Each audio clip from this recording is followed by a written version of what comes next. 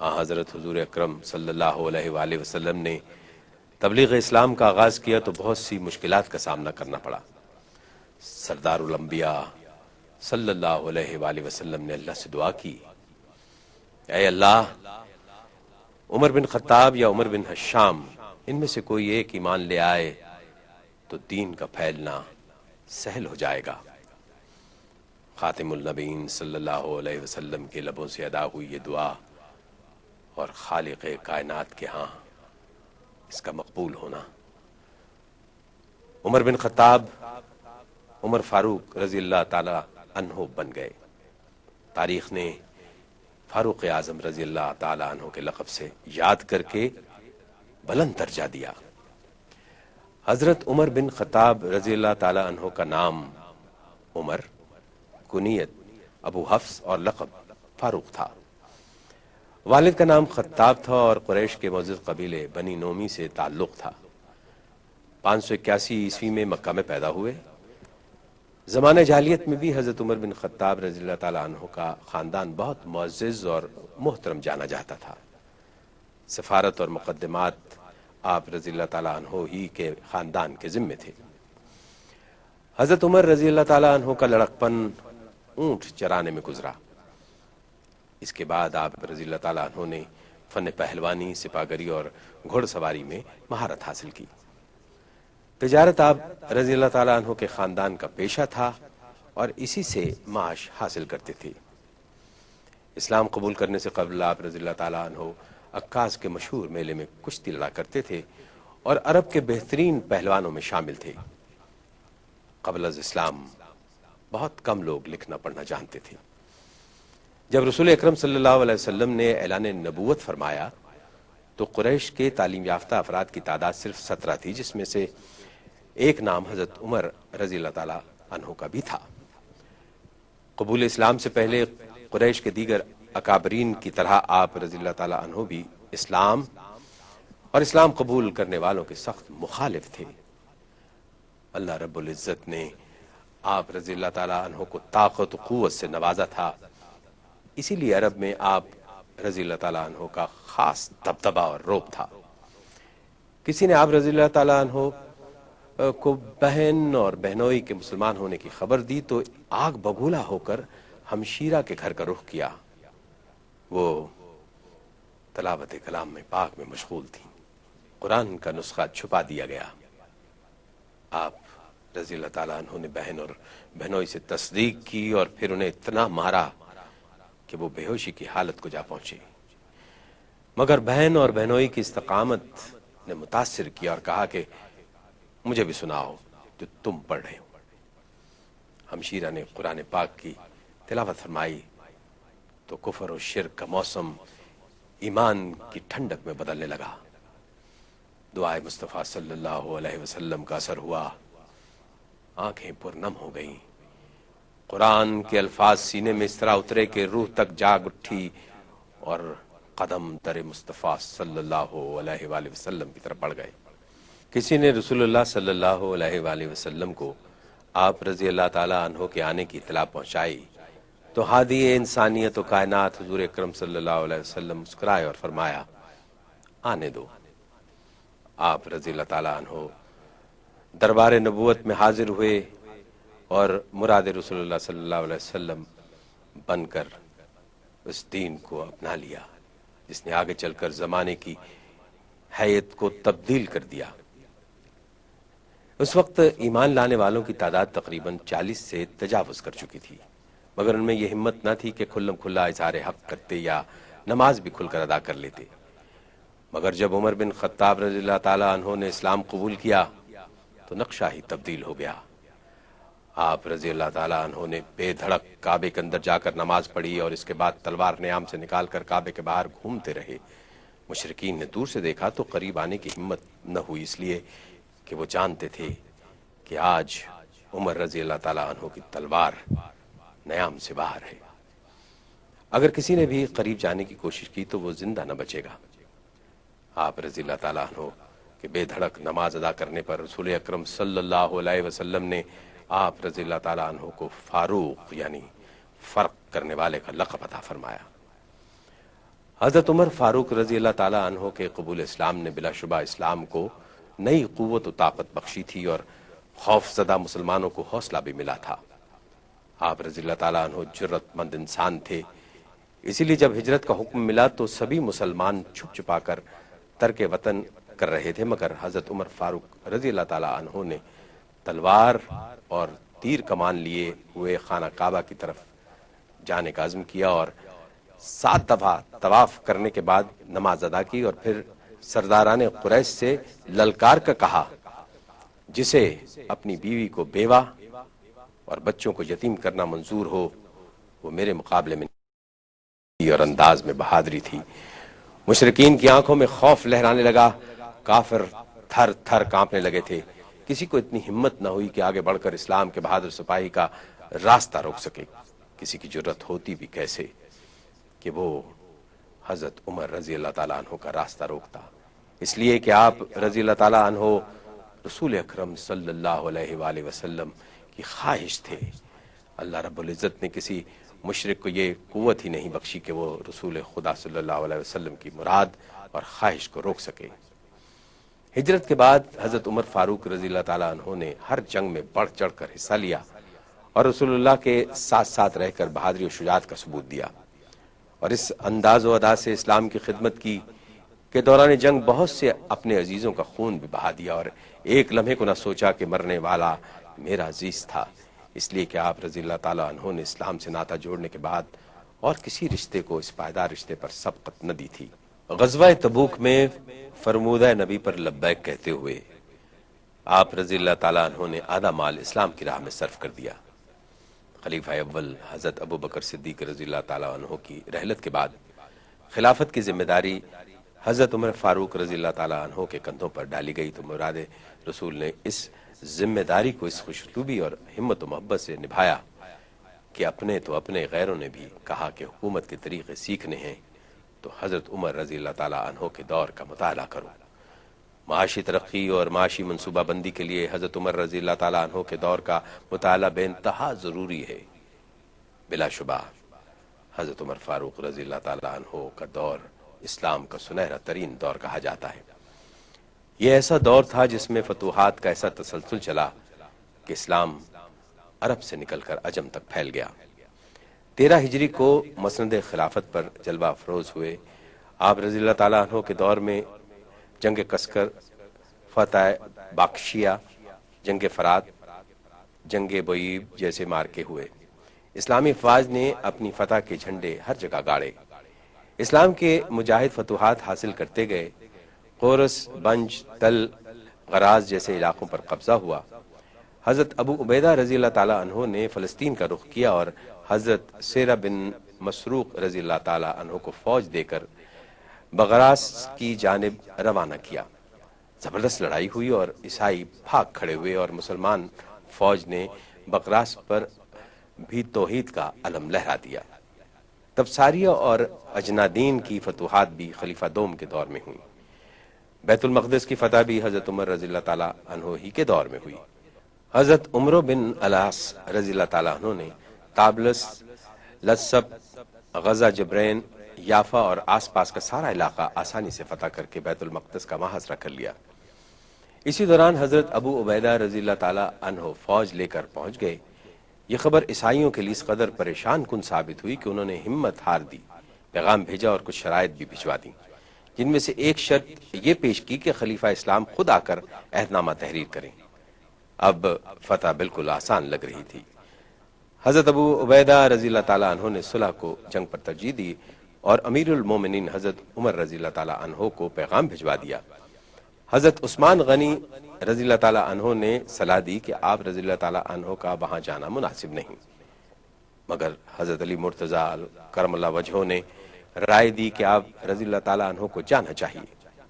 حضرت عمر رضی اللہ تعالیٰ عنہ نے حضرت علی رضی اللہ تعالیٰ عنہ کی رائے کو پسند فرمایا اور بیت المقدس کی طرف روانہ ہو گئے۔ عمرائے بیت المقدس جابیہ میں حاضر ہوئے اور یہیں پر آپ رضی اللہ تعالیٰ عنہ نے یہ معاہدہ لکھوایا۔ یہ وہ امان نامہ ہے جو اللہ کے غلام امیر المومنین عمر رضی اللہ تعالیٰ عنہ نے ابلیاء کے لوگوں کو دیا ہے۔ اہل ابلیاء کی جان، مال، گرجا، صلیب، تندرست بیمار اور ان کے تمام مذہب کو امان دی جاتی ہے۔ ان کے گرجاؤں میں سکونت نہ کی جائے گی اور نہ وہ گرائے جائیں گے۔ ان کے ہاتھوں کو بھی کوئی نقصان نہ پہنچایا جائے گا۔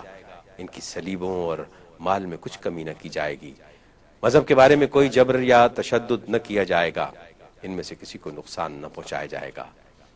ابلیہ میں ان کے ساتھ یہودی نہ رہنے پائیں گے۔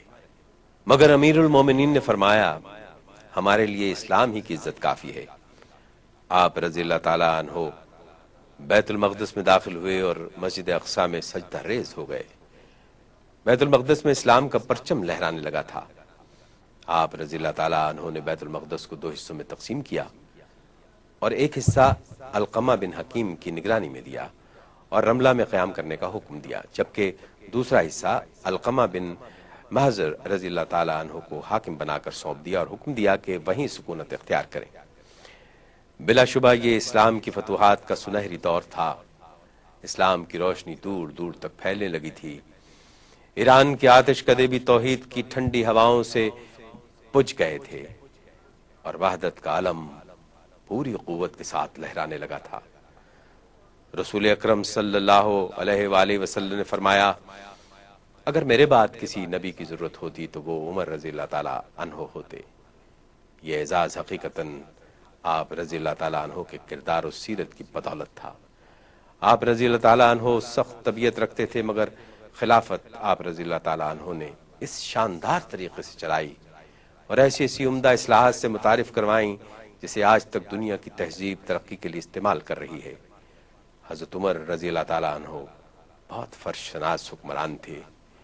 رات رات بھر شہر کے چکر کاٹا کرتے تھے اور لوگوں کا خیال رکھتے تھے۔ آپ رضی اللہ تعالیٰ عنہ سچے عاشق رسول تھے، اس لیے اپنے ہاتھ سے کام کرنے میں کبھی عار محسوس نہیں کرتے تھے۔ ایک دن اپنے اونٹوں کو تیل کی مالش کر رہے تھے۔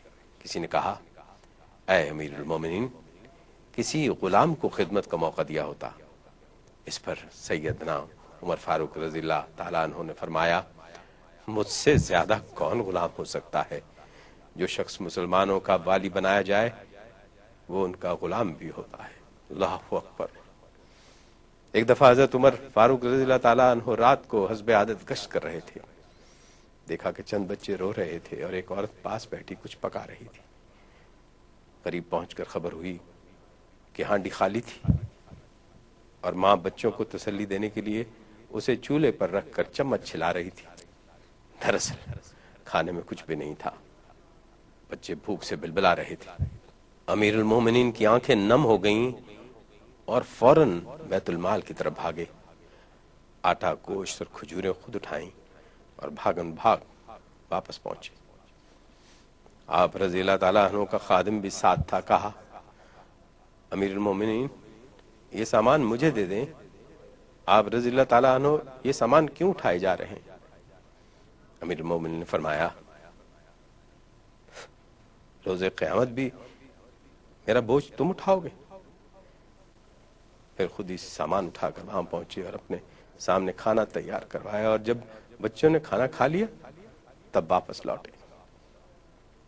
یہ واقعہ ایک خلیفہ، ایک حاکم، ایک بادشاہ، ایک صدر، ایک وزیر اعظم کو ان کا فرض بتاتا ہے کہ حکمران کا انداز کیا ہونا چاہیے اور اسلام حاکمین سے کیا توقع رکھتا ہے۔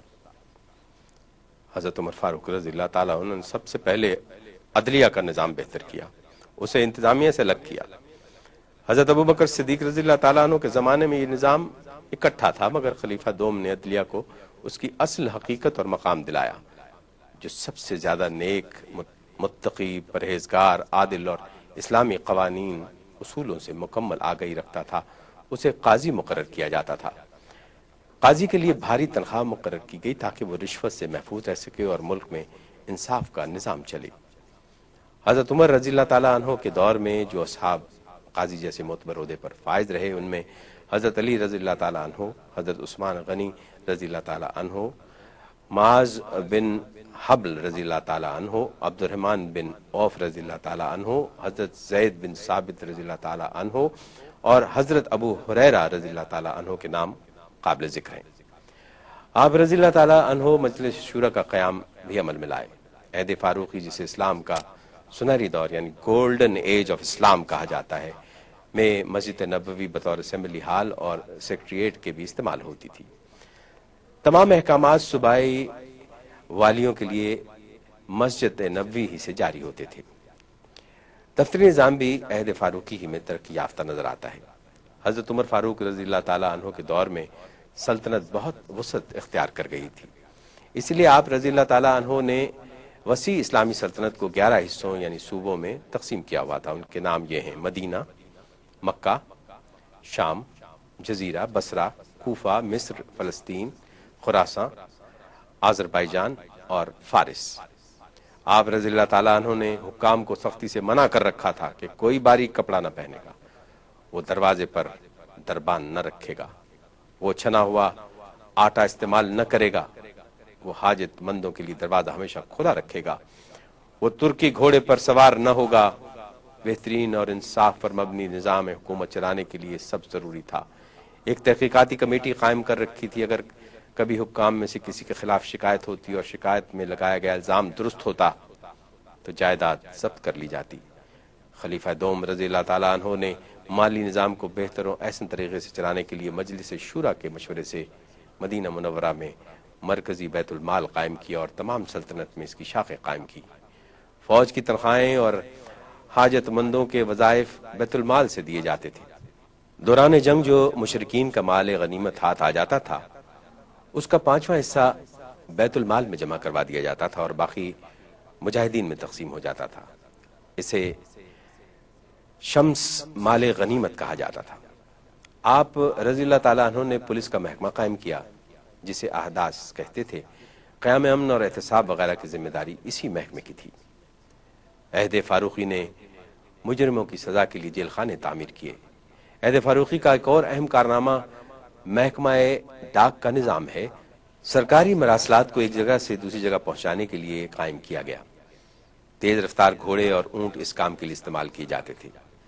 زراعت کے نظام کو بھی آپ رضی اللہ تعالیٰ عنہ نے بہتر کرنے کے لیے جاگیردارانہ نظام کا خاتمہ کیا۔ مفتوحہ علاقوں میں مسلمانوں کو زمین خریدنے سے روک دیا۔ آپاشی کے نظام کو خصوصی ترقی دی گئی جس سے دور افتادہ زمینیں بھی استعمال میں آنے لگیں۔ 15 ہجری میں ولید بن حشام کے مشورے سے باقاعدہ فوج کا شعبہ قائم کیا گیا۔ صحت مند اور توانا نوجوانوں کو فوج میں بھرتی کیا جاتا تھا۔ آغاز میں فوجیوں کا تعلق صرف عرب سے تھا، بعد میں فتوحات کے بڑھتے ہوئے سلسلے سے باقی علاقوں سے بھی فوج میں بھرتیاں ہونے لگیں۔ غرضے کہ حضرت عمر فاروق رضی اللہ تعالیٰ عنہ نے اپنے عہد میں ایسی اصلاحات نافذ کی جو آج بھی حکمرانوں کے لیے مشعل راہ ہیں۔ عدالتی نظام سے لے کر مالی امور، فوجی نظام اور معاشی نظام کو صحیح معنوں میں شکل خلیفہ دوم ہی کے دور خلافت میں ملی۔ نبی پاک صلی اللہ علیہ وسلم کے سچے عاشق تھے۔ جب حضور اکرم صلی اللہ علیہ وسلم نے اس دنیا فانی سے پردہ فرمایا تو آپ رضی اللہ تعالیٰ عنہ زار و قطار رونے لگے اور پھر تلوار ہاتھ میں لہراتے ہوئے فرمایا، خبردار، اگر کسی نے کہا کہ حضور فوت ہو گئے ہیں، میں اس کی گردن تن سے جدا کر دوں گا۔ حضرت ابو بکر صدیق رضی اللہ تعالیٰ عنہ نے قرآن کی آیت سنا کر آپ رضی اللہ تعالیٰ عنہ کے غصے کو کم کیا۔ آپ رضی اللہ تعالیٰ عنہ فرمایا کرتے تھے، مجھے خوف آتا ہے اگر ایک جانور بھی فرات کے کنارے بھوک و پیاس سے مر گیا تو میں اللہ کو کیا جواب دوں گا۔ آپ رضی اللہ تعالیٰ عنہ نے حاکم کو قوم کا خیر خواہ اور خادم ثابت کیا۔ اس عظیم ہستی کو یکم محرم 23 ہجری میں شہید کر دیا گیا۔ ایک ایرانی غلام ابو لولو فیروز آپ رضی اللہ تعالیٰ عنہ کی خدمت اقدس میں ایک شکایت لے کر حاضر ہوا اور کہا کہ میرا آقا مجھ سے 2 درہم روزانہ ٹیکس لیتا ہے، آپ رضی اللہ تعالیٰ عنہ کچھ کم کروا دیجئے۔ آپ رضی اللہ تعالیٰ عنہ نے پوچھا کہ کیا کام کرتے ہو؟ اس پر وہ بولا، نجاری، آہنگری اور نقاشی۔ یہ سننے کے بعد آپ رضی اللہ تعالیٰ عنہ نے فرمایا، تو یہ رقم زیادہ تو نہیں ہے؟ وہ آپ رضی اللہ تعالیٰ عنہ کے فیصلے پر پیچ و تاب کھا کر رہ گیا۔ امیر المومنین رضی اللہ تعالیٰ عنہ پھر مخاطب ہوئے اور فرمایا، سنا ہے تو ہوا سے چلنے والی چکی بناتا ہے، مجھے بھی ایسی چکی بنا دے۔ اس پر وہ کہنے لگا بہت اچھا، ایسی چکی بنا کر دوں گا جس کی آواز آفاق میں سنائی دے گی۔ اگلے روز نماز فجر کے وقت بدبخت ابو لولو فیروز اس وقت مسجد میں داخل ہوا جب آپ رضی اللہ تعالیٰ عنہ جماعت کروانے کے لیے کھڑے ہوئے۔ اس نے پے در پے خنجر کے وار کر کے عظیم خلیفہ کو زخمی کر دیا۔ اس حالت میں بھی آپ رضی اللہ تعالیٰ عنہ نے عبد الرحمن بن عوف رضی اللہ تعالیٰ عنہ کو امامت کے لیے کھڑا کیا اور خود بے ہوش ہو کر گر پڑے۔ بعد میں زخموں کی تاب نہ لاتے ہوئے 63 برس کی عمر میں نومبر 644 عیسوی میں خالق حقیقی سے جا ملے۔ حضرت علی مرتضیٰ رضی اللہ تعالیٰ عنہ نے حضرت عمر فاروق رضی اللہ تعالیٰ عنہ کی میت کے پاس بیٹھ کر آسمان کی طرف دیکھا اور فرمایا، اے اللہ، جب میں اس دنیا سے اٹھایا جاؤں تو میرا نامہ اعمال اس شخص یعنی حضرت عمر رضی اللہ تعالیٰ عنہ جیسا ہو۔ یہ بات حضرت عمر رضی اللہ تعالیٰ عنہ کی عظمت اور مرتبے کو ظاہر کرتی ہے کہ آپ رضی اللہ تعالیٰ عنہ ایک عظیم انسان تھے اور مثالی حکمران تھے۔ آپ رضی اللہ تعالیٰ عنہ کے قائم کردہ اصول آج بھی مشعل راہ ہیں۔